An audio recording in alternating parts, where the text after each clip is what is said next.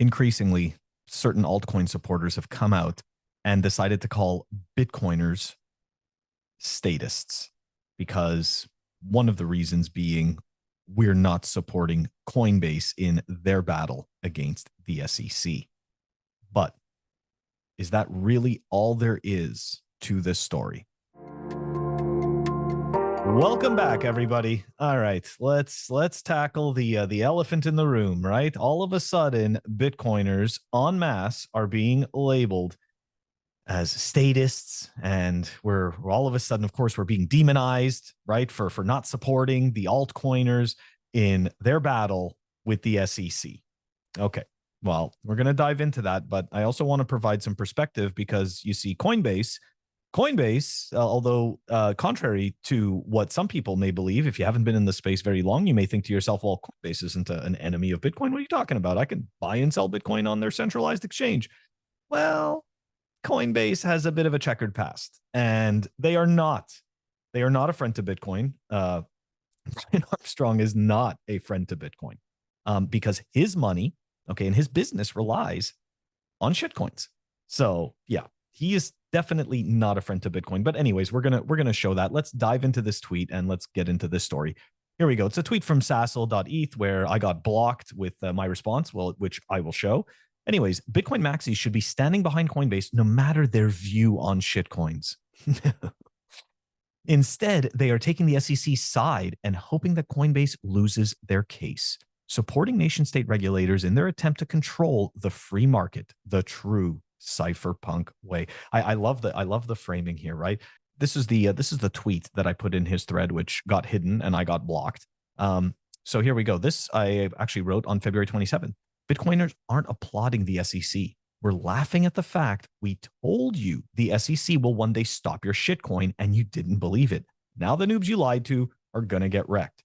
So, okay, before we continue into the Coinbase stuff, okay, I want to address this Bitcoiners are statists. So number one, there's statists everywhere. It doesn't make a difference, right? This has nothing to do with Bitcoin, and it's and we're not going to get into the mental gymnastics around all of that. We're just going to stay focused on this particular piece. The reality is this: we, as Bitcoiners, okay, and I don't mean to speak on behalf of all Bitcoiners, but I will speak on behalf of myself. Okay, I am not cheering for the SEC. The point is, we told you that the SEC can stop your shitcoin. We told you this, and you didn't believe it, and you pretended. You continued to pretend. And now what's happening is that the SEC is starting to create this moat. And unfortunately, your shitcoins, which we told you do not have the same qualities as Bitcoin, we're going to get wrecked and they're going to get shut down. And that's what's happening. So either what's going to happen is that they're all going to have to register as securities and all of a sudden this all comes to an end, or they don't. And they stay outside of the system and they increasingly become closer to their real world value of zero. Sorry, like there is a reason why there is Bitcoin and there is shitcoin. There's central points of failure in shitcoins. There's pre-mines in shitcoins. There is the expectation of a rising value. You already, and why? Why is there an expectation? Because Bitcoin did it. Every single shitcoin can point to Bitcoin and say, see, look, Bitcoin did it, so can we. So right away, there's an expectation of value. And of course, some people are going to sit there who don't know the history of Bitcoin, don't realize that it had no value all the way at the beginning. They're going to say, well, that's the same thing with Bitcoin. No, when Bitcoin first started, everybody was just experimenting. I'm sure that there were some speculators that said, you know what, maybe this will be worth something. Indeed. But it had no value. It started at zero and organically grew in value. It's a very different story between Bitcoin and shitcoins. Anyways, we're going to continue on with the story because you see, Coinbase is an enemy of Bitcoin, and we're going to show one of the main reasons why.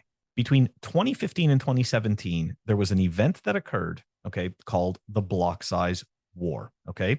And that was a debate about the size of Bitcoin's blockchain blocks. And while on one side, there were small blockers that argued that the block size needs to remain small to give end users easy options to run a node and therefore have a more decentralized system. That's right, it makes it more difficult to stop. It creates a more resilient system, which is what we want. We want a resilient system. The other side, big blockers, wanted to have cheaper transactions and establish Bitcoin as a payment system through larger blocks. Think Roger Ver, Jihan Wu, Craig Wright, Calvin Ayre, all of these great characters in Bitcoin. So just like in our fiat system, there was a group of people that had amassed a certain amount of power and money and influence and figured, hey, we're just going to tell everyone what they're going to do. And that's it, make it seem like it's it's a voted on process, but in the end, it's the fiat proof of stake system, right? I have the bigger stake, I control more votes, I tell you what to do. And this is what they thought was going to happen. All right, let's dive into it. On May 22nd, 2017, there was a meeting in New York arranged by Barry Silbert of DCG, right? GBTC, paper Bitcoin, absolute trash, right? Anyways, aimed at resolving the conflict. Jihan Wu was in attendance. This resulted in yet another agreement. The following document, referred to as the New York Agreement, was published. We agree to immediately support the following parallel upgrades to the Bitcoin protocol, which will be deployed simultaneously and based on the original SegWit 2 megabyte proposal. Activate segregated witness at an 80% threshold signaling at bit 4. Activate a 2 megabyte hard fork within 6 months. We're also committed to research and development of technical mechanisms to improve signaling in the Bitcoin community, as well as put in place communications tools in order to more closely coordinate with ecosystem participants in the design, integration, and deployment of safe solutions that increase Bitcoin capacity. I'm not going to continue to read that piece because it's just a whole bunch of corporate bullshit. But this piece is very important here. This is where the proof of stake muscle came into the agreement. The group of signed companies represents a critical mass of the Bitcoin system. That's right. You need to come along with us because we're the big boys, right? As of May 25th, the group represents 58 companies located in 22 countries, 83.28% of hashing power, $5.1 billion USD monthly on-chain transaction volume, and 20.5 million Bitcoin wallets. Guys, we all know how this ended. We won. The small blockers won. All of this muscle didn't mean shit. It didn't mean shit in a system that they can't control and couldn't control. Now, I'm pretty sure you guys are curious as to which companies were involved, right? In the New York Agreement, which essentially was there to dismantle Bitcoin. So here is a post from Digital Currency Group, and it is May 23rd, 2017, Bitcoin Scaling Agreement at Consensus 2017. All right, guys, here's the list. Obviously going to post the link in the show notes so everybody can take a look at it. And now you can have a good idea as to all the companies that are enemies of Bitcoin. And this is funny, bitcoin.com. BitPay, right, which Nicolas Dorier made that famous tweet that his trust in them is broken and that he would make them obsolete. And indeed he did. Indeed he did. But yeah, let's continue scrolling down here. Look at that. Coinbase was a supporter of the New York Agreement to help dismantle Bitcoin. So to go back to Sassel's tweet, you should be behind Coinbase. With all due respect, buddy, not a fucking chance. There is no real Bitcoiner is going to stand behind Coinbase. And this has nothing to do with supporting the state. This has nothing to do with statism.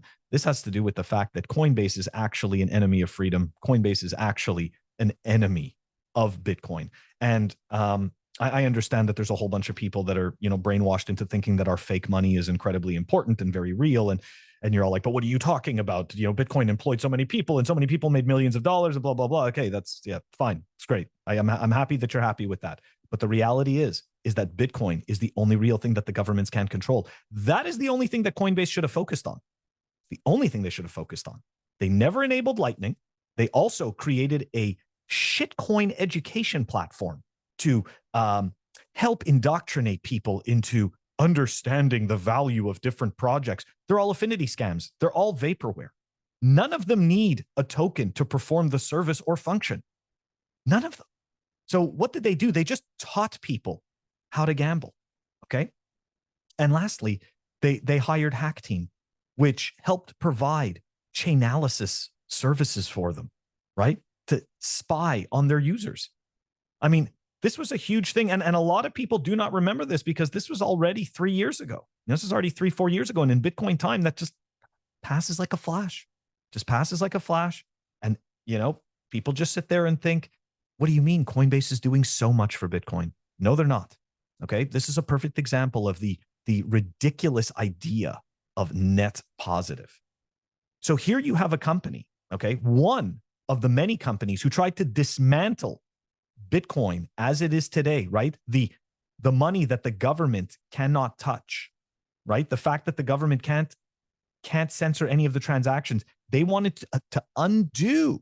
They wanted to undo all of this and make it more centralized so that you can buy fucking coffee. Okay?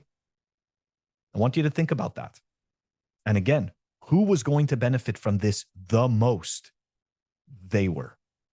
The people who did the New York agreement were trying to put themselves in charge of Bitcoin. And part of those people are Coinbase. So yeah, the Bitcoiners aren't going to stand with the shitcoiners. And again, to say it the fourth and fifth time, we are not statists. It has nothing to do with that. It only has to do with the fact that we told you that the state could stop your shitcoin because it doesn't have the same qualities as Bitcoin. And now you guys, unfortunately, are about to get royally screwed by the state. Anyways, I'm sure this was a very triggering video for the shitcoiners that, for whatever reason, subscribe to this channel.